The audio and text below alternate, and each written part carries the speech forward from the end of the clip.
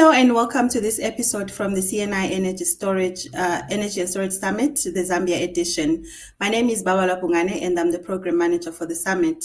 Today we profile one of our valued advisory board members, Ian Griffiths, who is the country director at Enasado Energy Limited, Zambia. Ian, thank you so much for your time. Could you please introduce yourself and tell us why you've agreed to be a part of this summit? Hey, good day, everybody. It's Ian Griffiths from Enasado. We're based just outside of Lusaka. We've been working on projects here for about the past 4 years, and finally we're getting towards the first commencement of a solar farm. And I'd be delighted to share our experiences with any people attending the conference, because I think we've got some valuable insights and maybe some handy tips and shortcuts for people. So I hope we can be of assistance. Thank you for that short, just brief introduction about you and your company, Ian. Just to get into it, what would you say is the biggest challenge facing the energy sector in Zambia right now, and what quick gains should we be focusing on? For me, I would say is the access to cheaper finance. Everybody is scared of the risk of maybe ZESCO or other small industries and things like that. As a result, they pump the price of the finance, which makes life for everybody quite difficult. So when you hear of all of these people in the various COP26, 27s claiming they will help Zambia or other nations, actually trying to elicit better rates of finance is one of the biggest challenges. We should be paying 2 to 5% interest, not 10 to 20%, because it has a fundamental impact on what we can achieve. So that's what I'd really like to see for the rest of the world, to kind of deliver on their promises. And the help we really need in this country is to be able to afford this advancement into renewable technology. And just to add on to that, or just expand onto that then, what legislative or policy change has the potential to have the biggest impact on the sector, would you say? I think the current Zambian government is very forward thinking in that they've agreed on an open access policy, which means we can sell this or move this energy to pretty much anywhere. They don't hinder that. In fact, they assist in that. So the open access treaty means there are times when there's surplus, and rather than it going to waste, we can now quite easily move that to either another country or another provider and things like that. So I think the open access is a very, very important step forward, and a good step forward for Zambian IPPs like ourselves. It's encouraging that the government and the sector is actually adopting that forward thinking when it comes to advancing the sector.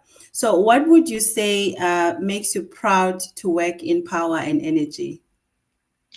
I think because I spend at least 50, maybe more % of my time in the bush. I go to these villages, the people that don't have, some have very little. When you can see the impact you can make on a small community, which I see people doing homework by candlelight or by solar powered or the light on the back of their phone. Wouldn't it be great? And this is what keeps me going. Wouldn't it be great if they could just have 1 or 2 light bulbs? That's the start of everything. And from that, they can develop. And, within the next generation, they'll get used to turning on the light switch and everything turns on.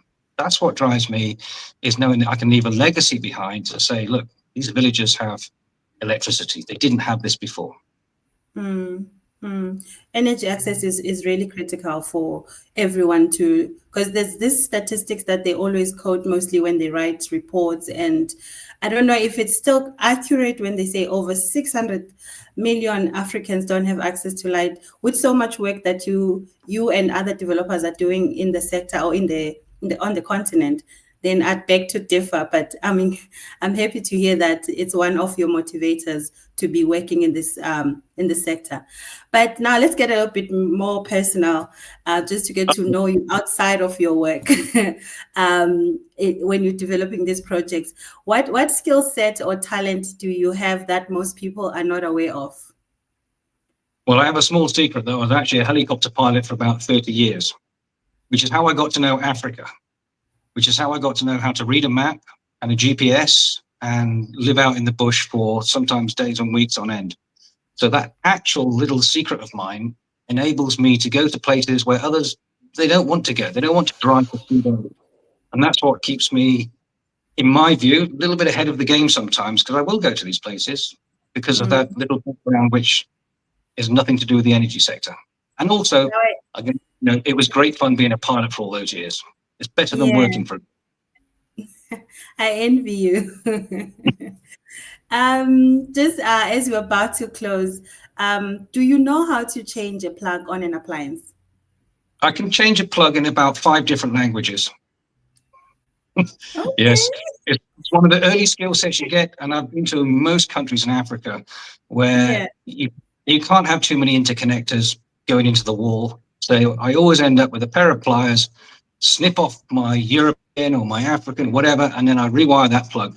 And to be fair, I've only had 4 electric shocks in my life, all self-induced. But, I'm learning. You're saying it as if for electric shock is something to just dismiss, or it's something so minimal, but it's not. They're not so painful after the first one, I can assure you. Well, I'm glad you survived all of them. That we're able to speak with you today. In closing, what quote or book do you inspire yourself and others with? Okay, this is a bit of a left of field answer. There's a book called Make Your Bed.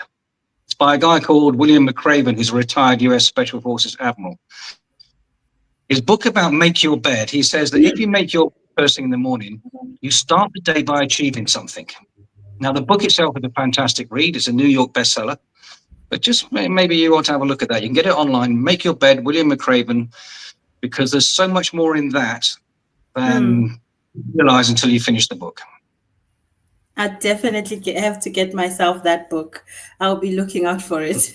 Once again, thank you. Thank you for your time, Ian. And thank you to our viewers for watching. Stay tuned for more episodes as we introduce you to our EdBot members.